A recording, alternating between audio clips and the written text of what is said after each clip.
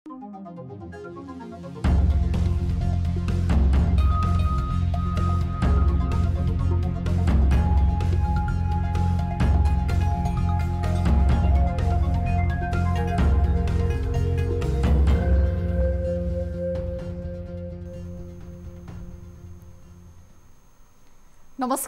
यो news 24 television prime time न्यूजमा स्वागत छ। कोरोना भाइरस विरुद्धको खोपको भरपर्दो विश्वास अझै कायम हुन सकेको छैन। तर कोरोना भाइरस विरुद्धको खोपको जे जति विकास भएका छन् त्यसैलाई विश्वास गरेर विकसित खोपहरू धेरै मुलुकको प्रयोगमा आइसकेका छन्। नहुनु मामा भन्दा कानु मामा नै निको भन्ने शैलीमा धेरै देशहरूले विकसित खोपलाई प्रयोगमा ल्याइसकेका छन्। विश्वभर फैलिएको कोरोना भाइरसको संक्रमणबाट नेपाल पनि अछुतो छैन र नेपालले पनि कोरोना विरुद्ध विकसित खोप मुलुकमा भित्र्याउने प्रयास जारी राखेको छ। खुला सिमाना, रोकथाम एवं नियन्त्रणका लागि कमजोर संयन्त्र र आवश्यक स्वास्थ्य पूर्वाधारका कारण पनि नेपाललाई खोप आवश्यक छ। त्यसैले नेपालले नेपालको भूगोल, सामर्थ्य र शक्तिको धरातलमा उभिएर खोप भित्र्याउने प्रक्रिया र तयारी लगभग पूरा गरिसकेको छ। अब प्राइम टाइम न्यूजका हेडलाइन्स। कोरोना विरुद्धको खोप प्रयोगमा बेलायतले अक्सफोर्ड र एस्ट्राजेनेकालाई पनि दियो स्वीकृति। नेपालमा पहिलो पटक यही खोप ल्याउने सरकारको तयारी। हाम्रो जनताको लागि पनि 20% थप गरेर खरिद गर्दैउ, हामी पैसा तिर्छौँ भनेर अनुरोध गएको कुरा। प्रतिनिधि सभा पुनर्स्थापना हुन नसक्ने प्रधानमन्त्री ओलीको भनाई। दाहाल र नेपालका कारण प्रतिनिधि सभा विघटन गर्नु परेको उल्लेख। कतिवटा सम्झौता गर्ने, आज सम्झौता गरौ भोलिपल्ट कहाँ छैन, फेरि अर्को सम्झौता गरौ फेरि अर्का दिन कहाँ छैन। नेकपा बागमती प्रदेश संसदीय दल औपचारिक रूपमै विभाजित। प्रचण्ड नेपाल समूहबाट मुख्यमन्त्री डोरमणि पौडेललाई हटाएर अष्टलक्ष्मी साक्य दलको नेता चयन। नेपालको राजनीतिक घटनामा दुवै छिमेकीको चासो। चीन र भारतबाट एकपछि अर्को भ्रमण। आफ्नो स्वार्थ पूरा गर्ने खेल हुन सक्ने विज्ञको चिन्ता।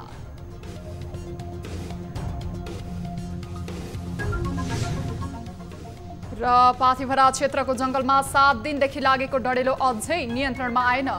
अग्निरेखा कायम गरी पाथिभरा मन्दिर परिसरलाई सुरक्षित राखिँदै आगो निभाउने प्रयत्न गर्यौं र यद्यपि जंगलको आगो चाहिँ अहिले पनि बलिराखेको छ।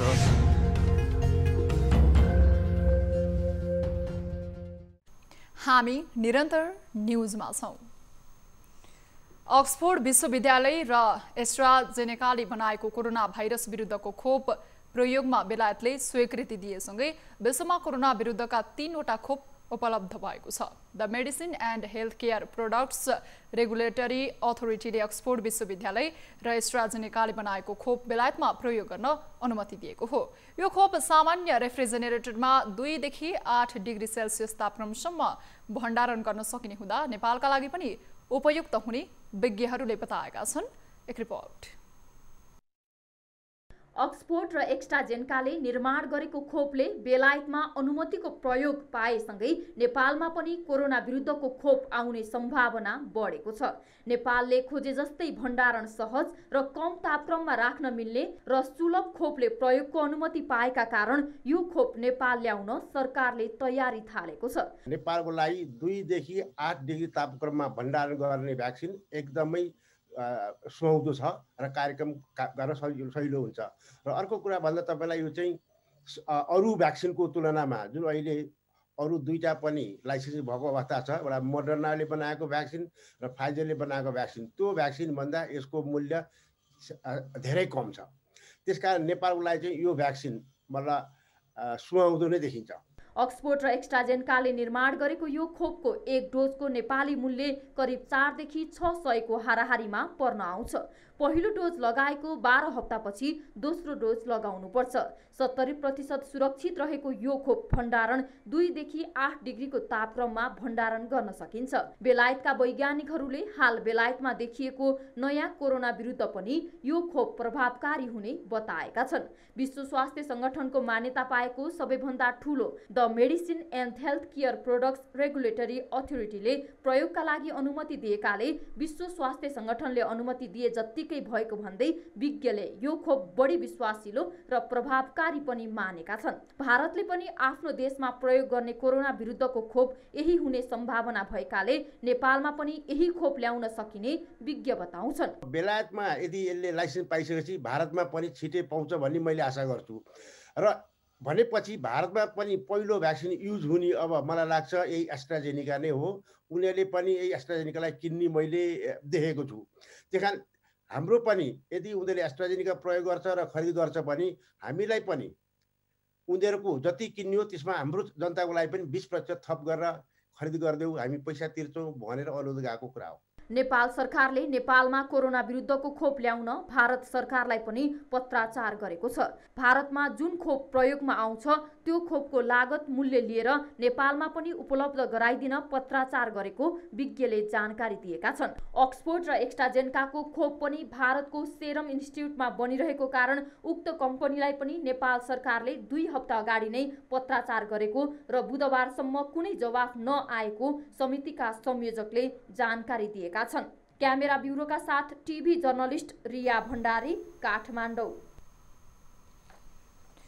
नेपालमा थप 511 जनामा कोरोना भाइरस कोभिड-19 संक्रमणको पुष्टि भएको छ, जसमा महिलाको संख्या 204 र पुरुषको संख्या 307 छ। पछिल्लो 24 घण्टामा 5110 जनाको कोरोना परीक्षण गर्दा 511 जना कोरोना संक्रमित थपिएका हुन्। स्वास्थ्य तथा जनसङ्ख्या मन्त्रालयका अनुसार नेपालमा कोरोना संक्रमितको कुल संख्या 2,60,059 पुगेको छ। यसैगरी काठमाडौँ उपत्यकामा पछिल्लो 24 घण्टामा थप 312 जना संक्रमित फेला परेका छन्, जसमा 129 महिला र 183 पुरुष छन्। यो सँगै काठमाडौँ उपत्यकामा संक्रमितको कुल संख्या 1,22,280 पुगेको छ। काठमाडौँमा संक्रमितको कुल संख्या 96,785 जना, ललितपुरमा 15,218 जना, भक्तपुरमा 8,863 पुगेको छ। यस्तै कोरोना भाइरस कोभिड-19 को संक्रमणबाट पछिल्लो 24 घण्टामा देशभर 600 निको भएर घर फर्किएका छन्। स्वास्थ्य तथा जनसङ्ख्या मन्त्रालयका अनुसार पछिल्लो 24 घण्टामा देशभरबाट 600 जना निको हुँदा डिस्चार्ज हुनेहरूको कुल संख्या 2,51,912 पुगेको छ। त्यस्तै देशभर सक्रिय संक्रमितहरूको संख्या 6,300 रहेको छ। यसैगरी क्वारेन्टिनमा रहनेको संख्या 362 रहेको छ। पछिल्लो 24 घण्टामा देशभर 5,110 जनाको PCR परीक्षण हुँदा हालसम्म कुल 19,26,477 जनाको PCR परीक्षण भएको छ। यसैगरी पछिल्लो 24 घण्टामा थप 7 जना संक्रमितको मृत्यु भएको छ। यो सँगै नेपालमा कोरोना संक्रमणबाट मृत्यु हुनेको संख्या 1,847 पुगेको छ। प्रधानमन्त्री समेत रहेका नेकपा अध्यक्ष केपी शर्मा ओलीले प्रतिनिधि सभा पुनर्स्थापना हुन नसक्ने बताउनु भएको छ। आफू पक्षका सुदूरपश्चिम प्रदेशका कार्यकर्ताहरूको भेलामा प्रधानमन्त्री ओलीले संविधान अनुसार नै प्रतिनिधि सभा विघटन भएकाले पुनर्स्थापना नहुने बताउनुभयो। उहाँले आफू बहुमतको दलको नेता भएका कारण सिफारिस गरेको भन्दै संविधान अनुसार नै राष्ट्रपतिबाट प्रतिनिधि सभा विघटन भएको बताउनुभयो। यस्तो अवस्थामा अब पुनर्स्थापना गर्न नमिल्ने समेत उहाँले तर्क गर्नुभएको छ। उहाँले दाहाल र नेपाल पक्षले आफूलाई जनताको भावना अनुसार काम गर्न नदिएका कारण प्रतिनिधि सभा विघटन गर्नु परेको जिकिर गर्नुभयो। प्रधानमन्त्री ओलीले संविधानको धारा 76 अनुसार 64% बहुमत भएको दलका नेताको सिफारिसमा प्रतिनिधि सभा विघटन भएकाले यसको पुनर्स्थापनाको कल्पना गर्न नसकिने दावी गर्नुभयो। सर्वसम्मत बहुमतको नेताले अहिले संसद विघटन भएपछि को कता छ के छ त्यो बेग्लै कुरा होला। जति बेला मैले विघटनको सिफारिस गरेँ त्यति बेला संसदको 64% बहुमतको सर्वसम्मत नेता हुँ म। त्यस हैसियतले मैले सिफारिस गरेको छु विघटनको। अब बाँकी 36%मा विकल्प बन्छ। विकल्प भनेको बहुमत चाहिन्छ। विकल्प भनेको 51% चाहिन्छ। त्यहाँ 51% बिना सरकार बन्दैन। सरकार बन्ने विकल्प छैन भने संसद पुनर्स्थापना के का लागि हुन्छ? अस्थिरताका लागि, तमासाका लागि हुन्छ? संसद पुनर्स्थापनाको सम्भावना छैन। प्रधानमन्त्री ओलीले अब नेपालमा गणतन्त्र, लोकतन्त्र र संविधान लगायतका उपलब्धि खतरामा नपर्ने उल्लेख गर्नुभयो। उहाँले दाहालले सत्ता मात्रै खोजेको र वरिष्ठ नेता नेपालले जहिल्यै सम्मान मात्रै खोजेको, मुलुकको हित भने नदेखेको ओलीको भनाइ थियो। उहाँले दाहालसँग सम्झौता गर्दा गर्दा दिक्क भएको उल्लेख गर्नुभयो। उहाँले दाहालसँगको सम्झौताले आफ्नो एउटा ब्रिफकेस नै भरिएको आक्रोश व्यक्त गर्नुभयो। अपमान भयो, मान पाइन मैले, त्यसैका लागि प्रयोग। कतिपल्ट सम्झौता गर्ने? मेरो एउटा ब्रिफकेस भरिएको छ प्रचण्डसँगका सम्झौताले। कतिवटा सम्झौता गर्ने? आज सम्झौता गरौँ, भोलिपल्ट काँचै, फेरि अर्को सम्झौता गरौँ, फेरि अर्का दिन काँचै। प्रचण्डलाई धुँदा धुँदा डोब साबुनका डल्ला र स्याम्पू सकिएको भन्दै ट्याङ्की पानीले धुँदा पनि प्रचण्डलाई सफा गर्न नसकेको ओलीले टिप्पणी गर्नुभयो। उता सुदूरपश्चिम प्रदेशका नेता एवं उद्योग वाणिज्य तथा आपूर्ति मन्त्री लेखराज भट्टले भने प्रचण्ड पद लोलुप भएको आरोप लगाउनु भएको थियो। नेकपाको प्रचण्ड नेपाल सुम्बका नेता झलनाथ खनालले प्रधानमन्त्री केपी शर्मा ओलीको तानाशाही प्रवृत्तिलाई जनताको बलबाट ध्वस्त पार्नुपर्ने बताउनु भएको छ। बुधबार बागमती प्रदेशको अखिल नेपाल महिला सङ्घको अगुवा कार्यकर्ता भेलालाई सम्बोधन गर्दै नेता खनालले जनताको शक्तिलाई परिचालन गरेर प्रधानमन्त्री ओलीको प्रतिगमनलाई ध्वस्त पार्ने बताउनु भएको हो। उहाँले नेपालमा रहेको 100 वर्षको राणा शासन, पञ्चायती शासन र ज्ञानेन्द्र शाहलाई जनताको बलमै पराजित गरेको भन्दै यसलाई पनि जनताको बलबाट ध्वस्त पार्नुपर्ने उल्लेख गर्नुभयो। त्यस्तै नेता खनालले मुलुकमा स्थायित्व कायम गर्न संविधानमा 5 वर्षसम्म संसद विघटन गर्न नसक्ने व्यवस्था गरेको भन्दै उहाँले प्रधानमन्त्रीलाई संसद विघटनको अधिकार नरहेको दाबी पनि गर्नुभयो। प्रधानमन्त्रीले संविधानको बलात्कार गरेर संविधानको मर्म र भावना विपरीत संसद विघटन गरेको भन्दै लोकतन्त्र र संविधानलाई बचाउनु पर्नेमा जोड दिनुभयो। संविधान र लोकतन्त्रको रक्षा गर्न नसके अस्थिरतातर्फ देश धकेलिने भन्दै उहाँले यसका विरुद्धमा लड्नुपर्ने अवस्था आएको बताउनुभयो।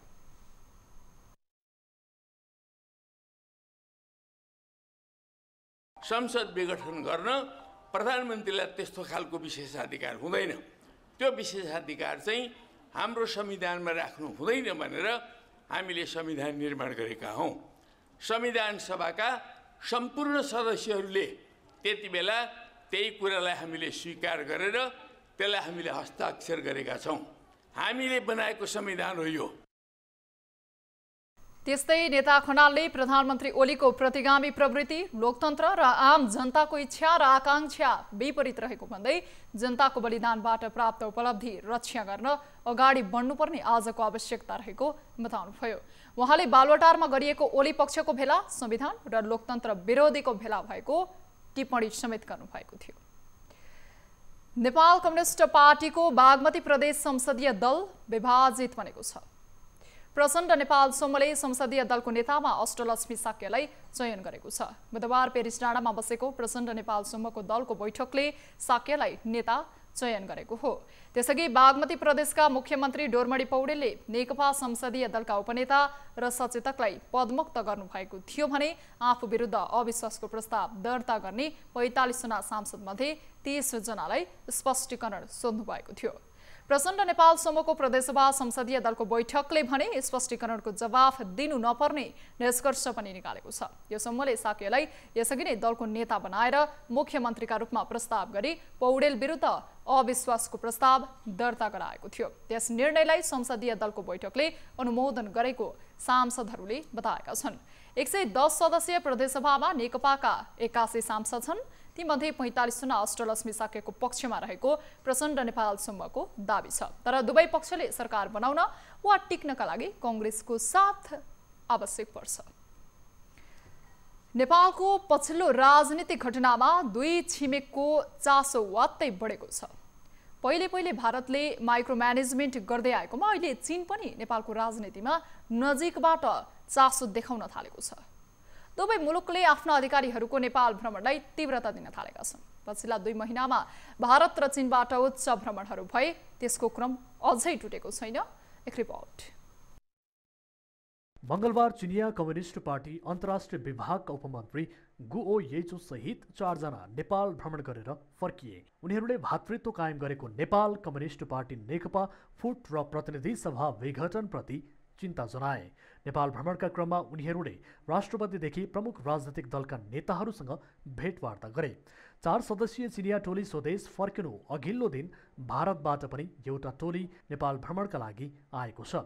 अहिले त्यो टोली विभिन्न भेटघाटहरूमा सक्रिय छ। यी भेटघाट र उनीहरूको भ्रमण निकै गोप्य राखिएको छ। विदेश मन्त्रालयमा सम्पर्क अधिकारीका रूपमा रहने भारतीय गुप्तचर संस्था रिसर्च एन्ड एनालाइसिस विङ्स र सम्बन्ध एक कर्मचारी आलोक रञ्जन झा र उनीहरूसँगै अरू 2 जना अधिकारीहरू यहाँ रहेका छन्। एकपछि अर्को गर्दै दुवै मुलुक चीन र भारतका विभिन्न टोलीहरूले नेपाल यात्रा गरेका छन्। पछिल्ला 2 महिनामा भारतीय टोलीको नेपाल भ्रमण। सामन्त गोयल प्रमुख भारतीय गुप्तचर र कार्तिक 5 गते, मनोज मुकुन्द नरवणे प्रमुख भारतीय स्थल सेना कार्तिक 19 गते, हर्षवर्धन श्रृङ्गला विदेश सचिव भारतीय विदेश मन्त्रालय मङ्सिर 11 गते। यी देखिएका र चिनिएका भ्रमणहरू हुन्।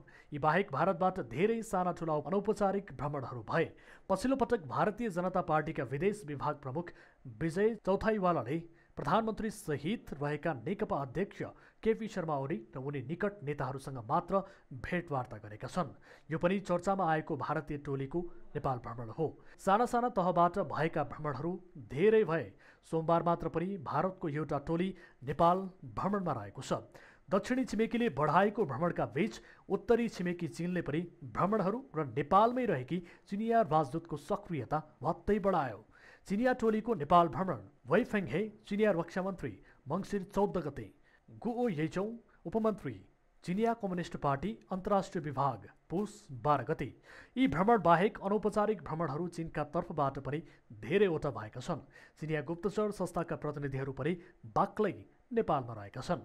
नेपालकै लागि चिनिया राजदूत हो याङसुले पनि राजनैतिक भेटघाटलाई तीव्रता दिइन्। यति बेला 2 देशकै सक्रियताले नेपालको राजनीतिक तरलतामा आफू अनुकूल खोज्ने प्रश्न हुँदै गएको छ। प्रतिनिधि सभा विघटनपछि मन्त्री परिषद पुनर्गठनलाई रोक्न सर्वोच्च अदालतमा परेको रिटको सुनवाई स्थगित भएको छ। रिटमाथिको सुनवाई बिहिबारका लागि तोकिएको अधिवक्ता दिनेश त्रिपाठीले जानकारी दिनुभएको छ। बुधबार हेर्न नभ्याउनेमा राखिएपछि बिहिबारका लागि तोकिएको हो। पुस 13 गते वरिष्ठ अधिवक्ता दिनेश त्रिपाठी, अधिवक्ता लोकेन्द्र ओली र अधिवक्ता केशरजङ केसीले मन्त्री परिषद पुनर्गठन विरुद्ध रिट दर्ता गर्नुभएको थियो। प्रधानमन्त्रीले प्रतिनिधि सभा विघटन गरेपछि प्रचण्ड नेपाल सम्मका मन्त्रीले राजीनामा दिएका थिए। त्यसपछि रिक्त पदमा प्रधानमन्त्रीले पुस 10 मा केही मन्त्री नियुक्ति र केहीको जिम्मेवारी हेरफेर गर्नुभएको थियो। संविधानको धारा 77 को उपधारा 1 ले प्रतिनिधि सभा सदस्य नभएको व्यक्ति प्रधानमन्त्री हुन नसक्ने र अहिलेका प्रधानमन्त्री प्रतिनिधि सभा सदस्य समेत नभएको अवस्थामा मन्त्री परिषद विस्तार गर्न नसक्ने रिटमा निवेदनमा जिकिर गरिएको छ। धारा 77 को उपधारा 3 ले प्रधानमन्त्री पद रिक्त भएमा अर्को मन्त्री परिषद गठन नभएसम्म कार्य सञ्चालन गर्नेसम्मको अधिकार दिएको भन्दै संविधानको पालना र संरक्षण गर्ने प्रमुख कर्तव्यबाट राष्ट्रपति गम्भीर रूपमा चुकेको रिटमा उल्लेख छ। मङ्सिर पूर्णिमा अर्थात् धान्य पूर्णिमाको दिन विभिन्न जातजातिले आफ्नो सांस्कृतिक पर्वहरू आज मनाएका छन्। सुदूरपूर्वका किराँतदेखि कर्णाली प्रदेशको विकट क्षेत्रका बासिन्दाले समेत एकै दिन आफ्ना पर्वहरू मनाए। सामान्यतया मङ्सिर वा पुसको पहिलो सातामा पर्ने धान्य पूर्णिमा यो वर्ष अधिक मासका कारण पुस 15 मा परेको हो। यही दिन नेवार समुदायले धान्य लक्ष्मीको प्रतिमा स्वरूप योमरीको पूजा गर्ने गरेका छन्। प्रकृति पूजक किराँतहरूले यही दिनलाई उधौली पर्वका रूपमा मान्ने गर्छन् भने पहाडी भेगका ब्राह्मण क्षेत्रीहरूले धान्य पूर्णिमाका रूपमा कुल पूजा गर्दछन्। त्यसैगरी तिथिको साटो गते अनुसार हरेक वर्ष पुस 15 मा पर्ने गुरुङ जातिको लोसार पर्व पनि यही दिन परेको छ। ज्योतिषीय हिसाबले मङ्सिर पूर्णिमाको त्यति धेरै महत्त्व रहेको पाइँदैन, तर सूर्य दक्षिणायनबाट उत्तरायण उन्मुख रहेकाले यही दिनदेखि दिन लामो र रात छोटो हुन्छ भन्ने तर्कको ज्योतिषीय आधार रहेको पञ्चाग निर्णायक समितिका पूर्व अध्यक्ष प्राध्यापक डाक्टर माधव प्रसाद भट्टराईले बताउनुभयो। कृषि प्रधान मुलुकमा धान भित्र्याइसकेपछि फुर्सदिलो बनेका किसानहरूले पूर्णिमाको पवित्र दिन या रातमा विभिन्न नाच एवं पर्व मनाउन थालेका हुन्। पूर्णिमा आफैमा पवित्र तिथि हो। फुर्सद भएपछि त्यही मङ्सिर पूर्णिमामा धेरैले चाडपर्व मनाउन थालेसँगै यसको महत्त्व त्यसैले बढाएको हुन सक्ने भट्टराईको भनाइ छ। त्यस्तै मङ्सिर पूर्णिमा अर्थात् बुधबार पूर्वका किराँतहरूले उधौली पर्व मनाउने गरेका छन्। किराँत संस्कृतिका अध्येता भोगीराज चामलिङका अनुसार किराँत राईहरूले मङ्सिर पूर्णिमाको दिनदेखि पृथ्वी सुत्छिन् भन्ने मान्यता राख्छन्। त्यसकारण यो पर्वमा कुनै धुमधाम हुँदैन। प्रकृति पूजा गरिन्छ र आफ्ना नियमित कर्महरू सम्पन्न गरेर उधौली पर्व मनाइन्छ। काठमाडौँ उपत्यका लगायत देशका विभिन्न स्थानमा बसोबास गर्ने नेवार समुदायले हरेक वर्ष मङ्सिर शुक्ल पूर्णिमा अर्थात् थिलाथो पूर्णिमाका दिन नेवार समुदायले नयाँ धान भित्र्याएको खुसियालीमा योमरी पुन्ही मनाउने गर्छन्। नेवार समुदायले मनाउने विभिन्न चाडपर्व मध्येको विशेष चाड हो योमरी पुन्ही। चामलको पिठोको रोटीभित्र चाकु राखेर बनाइएको विशेष प्रकारको रोटीलाई नेवा भाषामा यमरी भनिन्छ। नेवा परिकारका रूपमा प्रख्यात यमरी खुवा, चाकु तथा तिल राखेर बनाइन्छ। एक रिपोर्ट।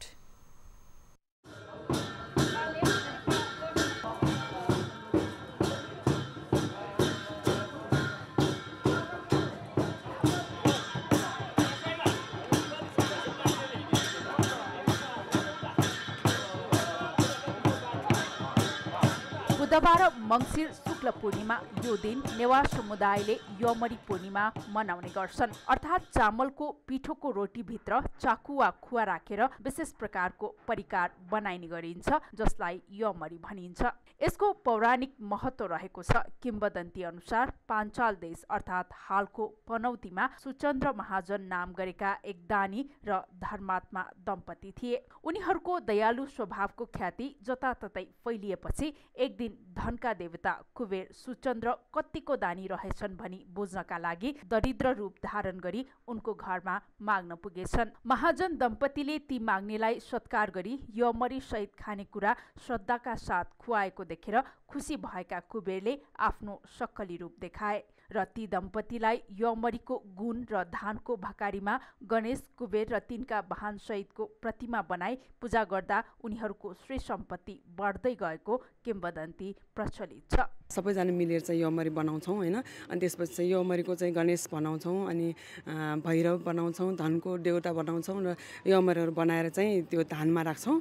अनि धानमा राखेर चाहिँ पूजा गर्छौँ, जसले गर्दा चाहिँ श्री वृद्धि हुन्छ भन्ने चाहिँ मान्यता छ। नेवार समुदायमा योमरीको विशेष महत्त्व छ। विशेष गरी जन्मदिन लगायतका विशेष शुभ कार्यमा योमरी नभई नहुने पकवान मध्ये एक हो। योमरी मठ मन्दिर, मानिसको जोडा जन्मदिन जस्तै 2 र 4 वर्षको जन्मदिनको अवसरमा नभई नहुने पकवान हो। नेवार समुदायमा नयाँ घर निर्माण गरी धुरी पूजा गर्दा र जोडा जन्मदिन मनाउँदा योमरी चढाउने, भीम रथारोहण, तान्त्रिक पूजा विधि र सांस्कृतिक गुठी भोजमा योमरी राखेर भोज खाने प्रचलन छ। हाम्रो अरू डिफ्रेन्ट स्विट्सहरू खानु भन्दाखेरि चाहिँ योमरी चाहिँ एकदम हेल्दी किसिमको एउटा स्विट पनि हो हैन।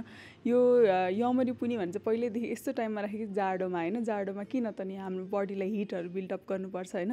त्यसको लागि पनि के भन्दाखेरि त एकदम हेल्दी इन्ग्रिडियन्ट्स के हुन्छ त्यसमा, एकदम प्योर राइस फ्लावर हुन्छ हैन त्यसमा, चामलको पिठो।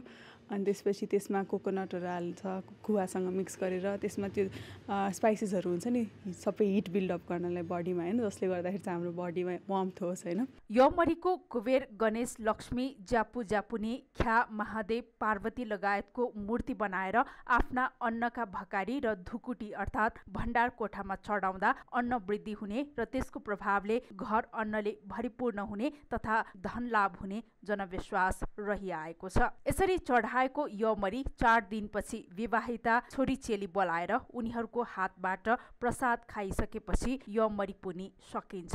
कुबेरले भने अनुसार पूजा गर्दा धन धान्य सम्पन्न भएको कारण त्यही बेलादेखि मङ्सिर पूर्णिमाको दिन भर्खरै भित्र्याएको धानबाट योमरी बनाएर खाने र पर्व मनाउने चलन चलिआएको छ। क्यामेरामा मदन सापकोटाका साथ टिभी जर्नलिस्ट अनुला महर्जन, काठमाडौँ। न्युजहरू अझै बाँकी नै छन्, अहिलेलाई ब्रेक।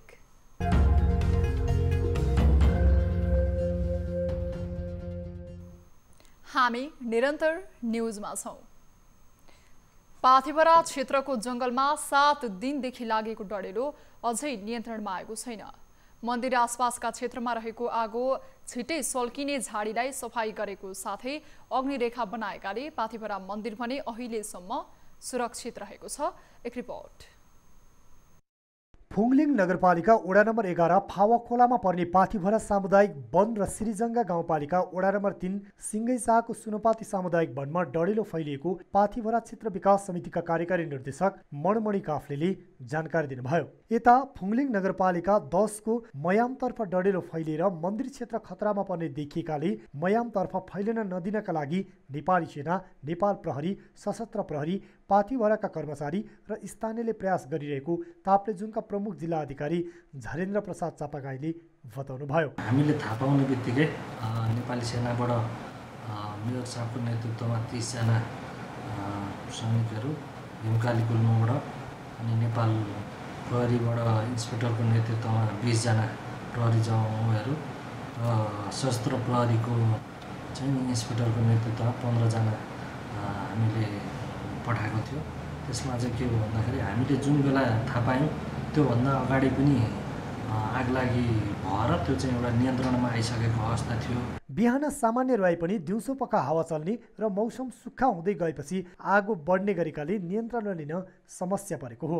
उच्च पहाड, सुक्खा क्षेत्र तथा पानीको समस्या रहेकाले विकल्पको रूपमा पाथिभरा देवी मन्दिर संरक्षण तथा सम्वर्धन समितिको समन्वयमा हेलिकप्टर प्रयोग गरी डढेलो नियन्त्रणमा लिने प्रयास समेत गरिएको थियो। ठूलो आगो लागेको र जंगल क्षेत्रमा भएका कारण हेलिकप्टरबाट समेत सम्भव नरहेको समितिका सचिव लक्ष्मी काफ्लेले बताउनुभयो। पाथिभरा क्षेत्रको ठुलो जंगल वरिपरिको जंगल एरियामा आगो बलि नै रहेको छ र पाथिभरा मन्दिर क्षेत्रलाई नै चाहिँ हामीले मध्यनजर गरेर श्री पाथिभरा देवी मन्दिर क्षेत्र संरक्षण तथा सम्वर्धन समिति, पाथिभरा क्षेत्र विकास समिति लगायतको पाथिभरासँग सम्बन्धित संस्थाहरूको पहलमा हेलिकप्टरबाट आगो निभाउने प्रयत्न गर्यौँ र यद्यपि जंगलको आगो चाहिँ अहिले पनि बलिराखेको छ।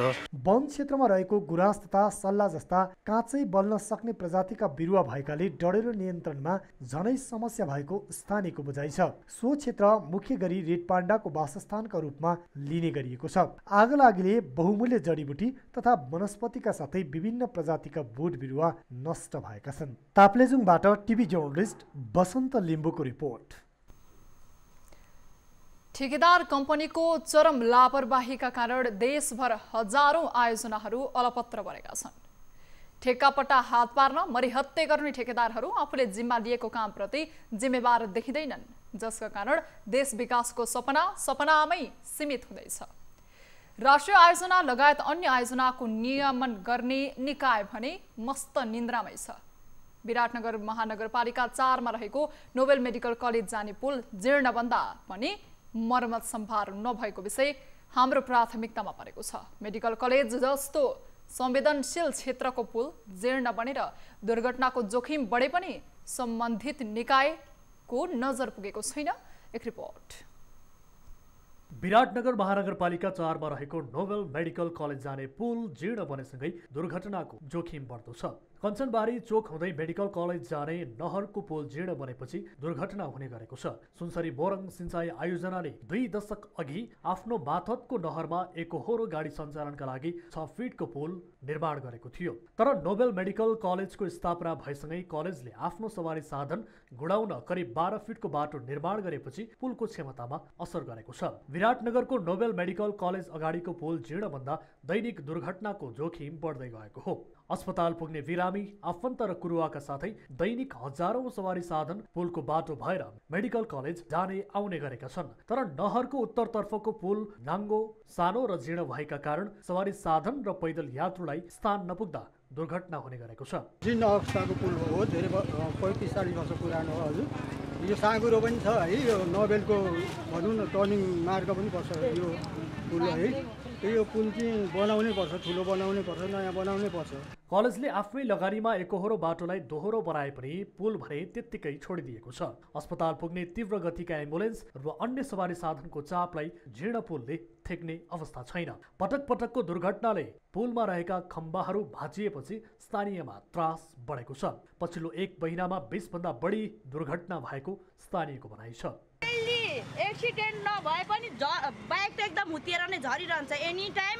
मान्छेहरू के अहिले बाइक यति छ नि, अहिले एकछिनमा तपाईँलाई लाइन लाग्छ। यहाँ पार्किङ गर्ने ठाउँ छैन। एक त मान्छेहरू यति भिडभाड गरेर बसेको हुन्छ होइन, अनि प्लस अब स्कुटीहरू भयो, बाइकहरू, टिफरहरू एनी टाइम आउँछ। यो मेन बाटो भएको कारणले दैनिक यहाँ घटना चाहिँ भइरहन्छ। उपचारका लागि आउने बिरामी र उनका आफन्तबाट करोडौं रकम असुलेको नोबेल मेडिकल कलेजले सामान्य खर्चमा निर्माण हुने पुलको व्यवस्थापनमा ध्यान नदिँदा सोही अस्पताल पुग्ने बिरामी तथा आफन्तहरू बढी दुर्घटनामा पर्ने गरेका छन्। कमजोर पुलको मर्मतका लागि पटक पटक ओडा कार्यालय र विराटनगर महानगरपालिकामा स्थानीयले गुनासो गरे पनि बजेट अभावको कारण काम गर्न नसकेको र आगामी बजेट सत्रबाट पुल निर्माणका लागि बजेट विनियोजन गर्ने जनाइएको छ। नोबेलले अलिकति त्यसलाई फराकिलो भनेर अलिकति 1-2 फिट बढाएको पनि हो। त यो अहिले आएर चाहिँ यो बाटो धेरै सानो भइसक्यो। अरू यताको बाटोहरू ठिक छ, त्यो कलवर्टमा चाहिँ गाडी पास गर्नलाई चाहिँ कन्जस्टेड भएकै हो पक्कै पनि। तर यसलाई बनाउन पनि खासै ठुलो चाहिँ लाग्दैन। अलिकति कोअर्डिनेसनको कमजोरी हो जस्तो पनि मलाई लाग्छ। विराटनगर महानगरपालिका, नोबेल मेडिकल कलेज र सिँचाइसँग समन्वय गर्यो भने यसलाई अहिले चाहिनुपर्ने मापदण्ड अलिकति तीनैजनासँग कोअर्डिनेसन गरेर बनाउन सक्यो भने पक्कै पनि ठुलो हुन्छ। बाटोघाटो, सडक, पुल निर्माणका नाममा करोडौंको रकम निकासा गर्ने भए पनि यहाँको समस्या समाधानमा कसैको ध्यान पुग्न सकेको छैन। दैनिक हजारौंको आवत जावत हुने र दुर्घटनाको जोखिममा रहेका पुल, सडकहरूका पहिचान गरी सोको मर्मत र निर्माण गर्न सम्बन्धित निकाय जिम्मेवार हुनु आवश्यक छ। संघीय, प्रदेश, स्थानीय सरकार र स्वयं नोबेल मेडिकल कलेजले समयमा नै जीर्ण पुलको निर्माणमा चासो राखी स्थानीय जनताको जोखिमलाई न्यूनीकरण गर्न आवश्यक छ।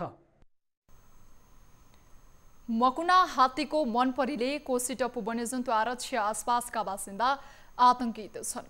पछिल्लो 4 वर्षको अवधिमा मकुना हात्तीको आक्रमणबाट कोसीटप्पु आसपासको क्षेत्रमा 24 जनाले ज्यान गुमाएका छन् भने पछिल्लो 15 दिन 2 स्थानीयले ज्यान गुमाएका छन्। मकुना हात्तीको विषयलाई लिएर धेरै बहस भए, तर यसको बारेमा कुनै निर्णय नलिएपछि स्थानीयवासी पुनः आन्दोलित बनेका छन्। एक रिपोर्ट।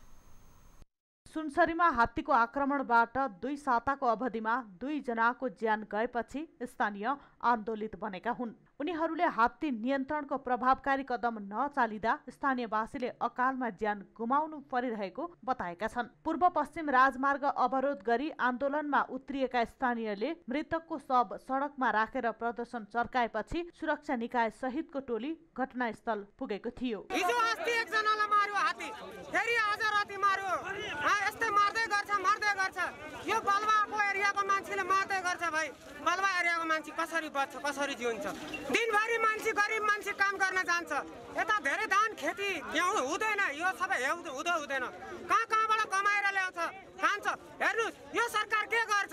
यो बलवा एरियाको सरकार केही क्षतिपूर्ति केही छैन। मकुना हात्ती बौलाएको भन्दै मार्नु पर्ने अडान राखी 1 महिना अघिदेखि स्थानीय आन्दोलित हुँदै आएका छन्। मकुना त्यही हात्ती हो जसलाई यति बेला आरक्षमा हर्मोन कन्ट्रोल गर्न औषधि दिइएको छ। 2 साता अघि स्थानीयलाई मारेको मकुना हात्ती मार्ने निर्णयमा पुगेको सुनसरी प्रशासन अन्तिम समयमा भने प्राविधिक टोली बोलाएर उपचार गर्ने पक्षमा पुगेको थियो। प्राविधिकले हात्ती बौलाएको नपाइएको भन्दै उपचार थालिरहेको अवस्थामा पुनः सोही हात्तीको आक्रमणबाट स्थानीयको ज्यान गएपछि गाउँवासी थप आन्दोलित बनेका छन्। हाम्रो बालीनाली सुरक्षा गर्ने, मान्य क्षति नहोस् भन्ने कसरी संरक्षण गर्ने, कसरी सुरक्षा गर्ने?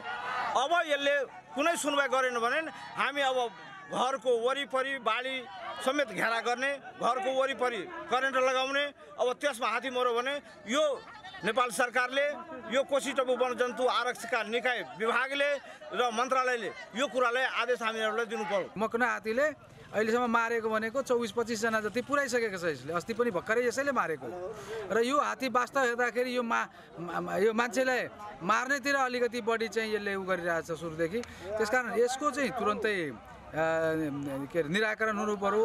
पछिल्लो 4 वर्षको अवधिमा हात्तीको आक्रमणबाट कोसीटप्पू आसपासको क्षेत्रमा 24 जनाले ज्यान गुमाएका छन्। कोसीटप्पू वन्यजन्तु आरक्षकको कार्यालयका अनुसार आर्थिक वर्ष 2075-76 यता जङ्गली हात्तीको आक्रमणबाट सुनसरी र सप्तरीमा 9 जनाको मृत्यु भएको छ। घाइतेको संख्या समेत 2 दर्जन भन्दा बढी छ। हात्तीको आक्रमणबाट आफन्त गुमाएको परिवारले राज्यबाट क्षतिपूर्ति बापत 10,50,000 रुपैयाँ पाउँदै आएका छन्। उनीहरूले मृत्युपछि राहत लिनुभन्दा जङ्गली हात्ती नियन्त्रण तथा व्यवस्थापन सहितको दीर्घकालीन समाधान हुनुपर्ने आवाज उठाउँदै आएका छन्। सुनसरीबाट टिभी जर्नलिस्ट अमर काफ्लेको रिपोर्ट।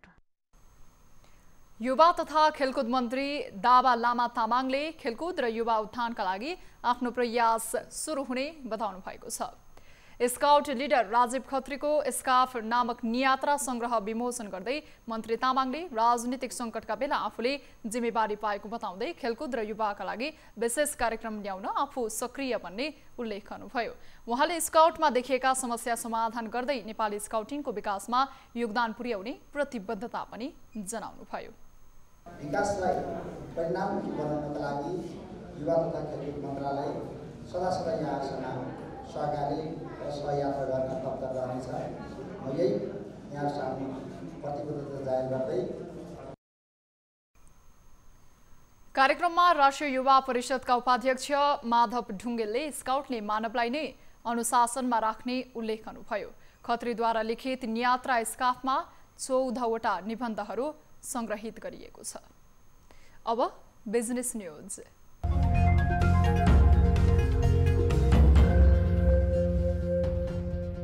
नेपालमा विद्युतीय ग्रिड आधुनिकीकरणका लागि एसियाली विकास बैंक एडीबीसँग 18 अर्ब 25 करोड रुपैयाँको ऋण सम्झौतामा हस्ताक्षर भएको छ। बुधबार अर्थ मन्त्रालयमा आयोजित कार्यक्रममा नेपाल सरकारको तर्फबाट सहसचिव श्रीकृष्ण नेपाल र एसियाली विकास बैंकका नेपाल आवश्यक कार्यालयका अफिस इन्चार्ज रुडी भ्यान डेलले हस्ताक्षर गर्नुभएको हो। विद्युतीय ग्रिड आधुनिकीकरण आयोजनाको विद्युत प्रसारण एवं वितरण प्रणालीमा सुधार गर्नका साथै नेपाल विद्युत प्राधिकरणको क्षमता विकास एवं सुदृढीकरण गर्ने उद्देश्य रहेको अर्थ मन्त्रालयले जनाएको छ। विद्युतीय ग्रिड आधुनिकीकरण आयोजनाको कुल लागत करिब 22 अर्ब 81 करोड रुपैयाँ छ। सो ऋण कार्यक्रमको 18 अर्ब 25 करोड एसियाली विकास बैंक र बाँकी 4 अर्ब 56 करोड रुपैयाँ नेपाल सरकार र नेपाल विद्युत प्राधिकरणको स्रोतबाट बेहोरिने मन्त्रालयले जनाएको छ। विद्युतीय ग्रिड आधुनिकीकरण आयोजनाबाट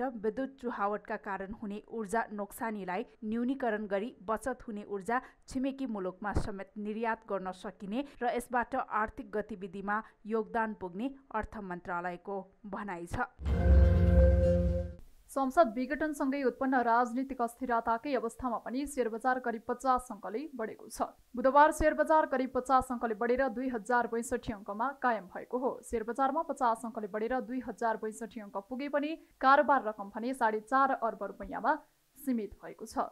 सोमबार र मंगलबारको तुलनामा कारोबार रकममा सामान्य बढेको छ। बुधबार 4 अर्ब 44 करोड रुपैयाँको शेयर किनबेच भएको छ। शेयर बजारमा शिवम सिमेन्ट, एनआइसी एसिया र हिमालयन डिस्टिलरीको सर्वाधिक कारोबार बिक्री भएको छ। बुधबार उत्पादन सम्मको सूचक 348 अङ्कले बढ्दा जीवन बीमा सम्मको सूचक 153 अङ्क र निर्जीवन बीमा सम्मको सूचक 146 अङ्कले बढेको छ। होटलको सूचक 19 अङ्कले घट्दा विकास बैंकको सूचक भने सामान्य घटेको छ। 208 कम्पनीको 79 लाख किता शेयर कारोबार हुँदा 60 कम्पनीको मूल्य घटेको छ। 20 कम्पनीको मूल्य स्थिर रहँदा बाँकी सबै कम्पनीको मूल्य बढेको छ।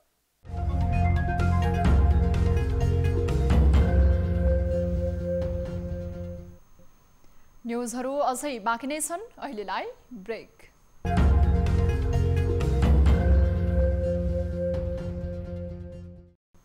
हामी निरन्तर न्युजमा छौँ। अब स्पोर्ट्स न्युज।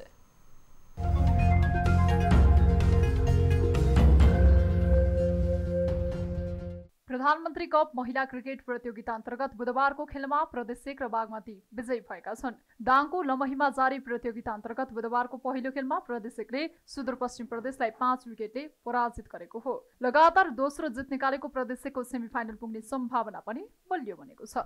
सुदूरपश्चिमले दिएको 54 रनको लक्ष्य प्रदेश 1ले 15 ओभर 1 बलमा 5 विकेट गुमाएर पूरा गरेको थियो। उसका लागि रुबिना छेत्रीले सर्वाधिक 12 रन बनाइन्। सुदूरपश्चिमकी दिपा जोराले 2 विकेट लिइन्। खराब मौसमका कारण 16 ओभरमा छोटिएको खेलमा पहिले ब्याटिङ गरेको सुदूरपश्चिमले 8 विकेट गुमाएर 53 रन बनाएको थियो। सुदूरपश्चिमका लागि कविता जोशीले सर्वाधिक 14 रन बनाइन्। त्यसै बुधबार नै भएको दोस्रो खेलमा बागमती प्रदेशले पहिलो जित दर्ता गरेको छ। बागमतीले गण्डकी प्रदेशलाई 66 रनले पराजित गरेको हो। 154 रनको लक्ष्य पछि आएको गण्डकी प्रदेश 20 ओभरमा 5 विकेट गुमाएर मात्र 88 रन बनायो। गण्डकीका लागि सृष्टि पौडेलले सर्वाधिक 30 रन बनाइन् र कप्तान शिला छेत्रीले 26 रन जोडिन्। यसअघि टस जितेर पहिले ब्याटिङ गरेको बागमती प्रदेशले 20 ओभरमा 4 विकेट गुमाएर 153 रन बनाएको थियो। बागमतीकी बिन्दा कटुवालले सर्वाधिक 38 रन बनाइन्। यस्तै सुमन खतिवडाले 31 तथा कञ्चन श्रेष्ठले 27 रनको योगदान गरिन्। गण्डकीकी एडिसा लामिछानेले 2 विकेट हात पारिन्। जितसँगै बागमतीले सेमिफाइनल यात्राको सम्भावना कायम राखेको छ।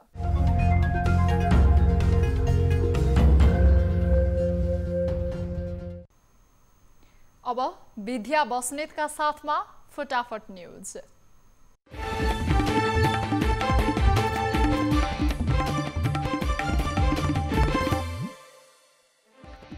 आज मङ्सिर पूर्णिमा विभिन्न जात जातिले आफ्नो सांस्कृतिक पर्व मनाउँदै कोरोनाको असहज परिस्थितिमा सावधानी अपनाउँदै चाड मनाउन राष्ट्रपतिको आह्वान। पुष्पकमल दाहालसँग धेरै सम्झौता गरेको प्रधानमन्त्री ओलीको टिप्पणी प्रचण्ड पद लोलुप भएको लेखराज भट्टको आरोप। नेकपा बागमती प्रदेश संसदीय दल औपचारिक रूपमै विभाजित। प्रचण्ड नेपाल समूहबाट मुख्यमन्त्री डोरमणि पौडेललाई हटाएर अष्टलक्ष्मी शाक्य दलको नेता चयन। पछिल्लो 24 घण्टामा नेपालमा 511 जना कोरोना संक्रमित थपिए। संक्रमितको कुल संख्या 2,60,000 नाघ्यो। थप 7 जनाको मृत्यु। नयाँ स्वरूपको कोरोना फेला परेको बेलायतको बाचिटा नेपालमा पनि परेको आशंका। बेलायतबाट आएका 5 जनामा देखिएको कोरोनालाई लिएर अनुसन्धान सुरु। सरकारबाट विद्युतीय ग्रिड आधुनिकीकरणका लागि एसियाली विकास बैंकसँग ऋण सम्झौता। 18 अर्ब 25 करोड ऋण सम्झौतामा हस्ताक्षर। उत्तरी रसुवाको गतलाङमा आगलागी, 2 घर जलेर नष्ट। आगलागीको कारण भने अझै पत्ता लागेन। पूर्व पश्चिम राजमार्ग अन्तर्गत धनुषाको धनुषाधाम नगरपालिकामा ट्रक दुर्घटना, 2 जनाको मृत्यु, 3 जना घाइते। प्रधानमन्त्री केपी शर्मा ओलीले गरेका मन्त्री परिषद विस्तारलाई रोक्न माग गर्दै सर्वोच्च अदालतमा परेको रिट माथिको सुनवाई स्थगित। संविधानभन्दा बाहिर गरिएको मन्त्री परिषद तत्काल बदर गर्न माग। कोरोना जोखिमका बीच पनि अंग्रेजी नयाँ वर्षको अवसर पारेर आजदेखि पोखरा सडक महोत्सव सुरु। 22औं संस्करणको महोत्सव शुक्रबारसम्म चल्ने। कोरोना परीक्षणका लागि नमुना सङ्कलन गर्दा हालको ठेगाना लेख्न स्वास्थ्य मन्त्रालयको निर्देशन। सही ठेगाना नहुँदा संक्रमितको खोजी गर्न समस्या। बागमती र सहायक नदी किनारामा मापदण्ड विपरीत बनेका संरचना हटाउन 35 दिने अल्टिमेटम। सो अवधिभित्र संरचना नभत्काए समितिले आफै भत्काउन सुरु गर्ने। प्रतिनिधि सभा विघटनको विरोध गर्दै नागरिक समाजद्वारा प्रदर्शन। संसद पुनर्स्थापना गर्न माग। कांग्रेसले मनायो राष्ट्रिय एकता मेलमिलाप दिवस। सरकारका कदम असंवैधानिक भएको भन्दै सच्याउन आग्रह। नेपाली सेनाले गोरखाबाट काठमाडौँसम्म पदयात्रा गर्ने। पुस 27 गते पृथ्वी जयन्तीको दिन नेपाली सेनाका संस्थापकको स्मरण गरिने। सरकार विरुद्ध विवेकशील साझा पार्टी पनि आन्दोलनमा। संसद पुनर्स्थापनाको माग। नेकपाको बैंक खाता रोक्न प्रचण्ड नेपाल समूहको पत्राचार। सम्पत्तिमा हुन थाल्यो विवाद। पाथिभरा क्षेत्रको जंगलमा 7 दिनदेखि लागेको डढेलो अझै नियन्त्रणमा आएन। अग्निरेखा कायम गरी पाथिभरा मन्दिर परिसरलाई सुरक्षित राखिँदै। राष्ट्रिय सभाका सांसदहरूको भोलि निःशुल्क कोरोना परीक्षण गरिने। रिपोर्ट नेगेटिभ आउनेलाई मात्र बैठकमा प्रवेश दिइने। प्रधानमन्त्री कप महिला क्रिकेटमा आज समूह बी का 2 खेल हुँदै। पहिलो खेलमा प्रदेश 1ले सुदूरपश्चिम र दोस्रो गण्डकीले बागमतीसँग प्रतिस्पर्धा गर्दै। कोभिड-19 को नयाँ प्रकार अमेरिकामा पनि अन्य सम्भावित संक्रमण पहिचान गर्न लागि परेको अधिकारीहरूको भनाई। अक्सफोर्ड र अस्ट्राजेनिकाद्वारा विकास गरिएको कोभिड-19 विरुद्धको खोपलाई बेलायत सरकारले दियो अनुमति। बेलायतमा अस्ट्राजेनिकाको खोपलाई आगामी जनवरी 4 देखि प्रयोगमा ल्याइने। फाइजरको कोरोना खोप लगाएकी महिलामा एक सातामै देखियो कोरोना संक्रमण। संक्रमित हुनेमा अमेरिकी नर्स। र युरोपेली मुलुक क्रोएसियामा मंगलबार 6.4 रेक्टर स्केलको भूकम्पका कारण भारी जनधनको क्षति। कम्तीमा 7 जनाको मृत्यु, सयौं घाइते।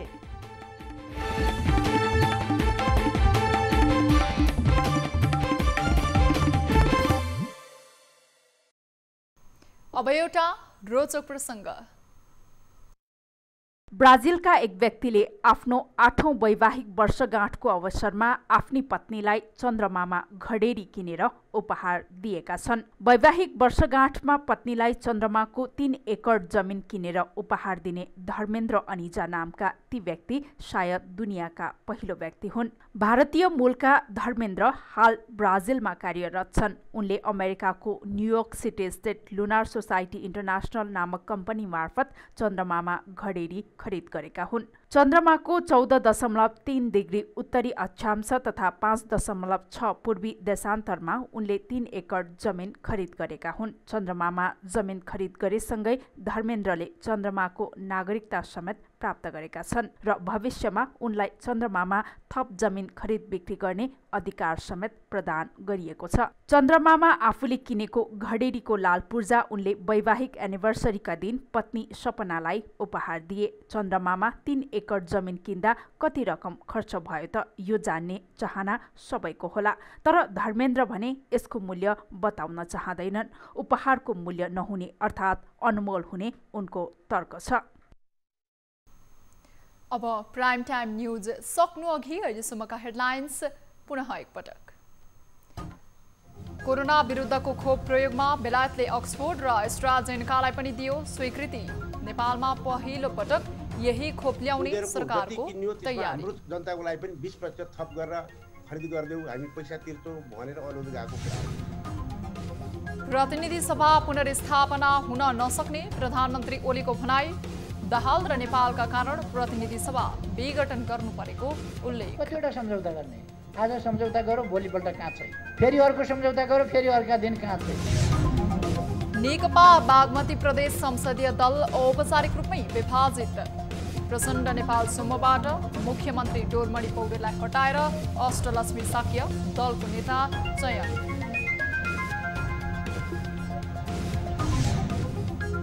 नेपालको राजनीतिक घटनामा दुवै छिमेकीको चासो। चीन र भारतबाट एकपछि अर्को भ्रमण, आफ्नो स्वार्थ पूरा गर्ने खेल हुन सक्ने विज्ञको चिन्ता।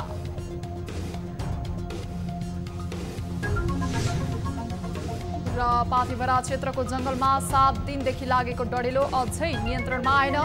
अग्निरेखा कायम गरी पाथिभरा मन्दिर परिसरलाई सुरक्षित राखिँदै आगो निभाउने प्रयत्न गर्यौँ र यद्यपि जङ्गलको आगो चाहिँ अहिले पनि बलिराखेको छ।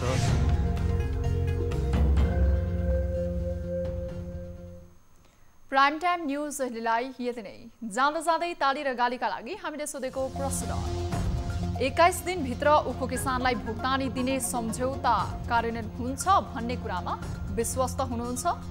विश्वास छ भन्नेले तालीमा र हो विश्वास चाहिँ नगरिहालौँ भन्नेले गालीमा हाम्रो पात्रको एपमा गई भोट गर्नुहोला। थप न्यूजका लागि हाम्रो वेबसाइट www.news24nepal.com हेर्नुहोला। साथै हामीलाई फेसबुक, ट्विटर र युट्युबमा पनि फलो गर्न सक्नुहुनेछ। यस्तै मोबाइल, इमेल र भाइबरबाट न्यूज24 को हेल्प डेस्कमा केही समस्या र गुनासा छन् भने सम्पर्क गर्न सक्नुहुनेछ। हामी निरन्तर न्यूजमा छौँ। नमस्ते।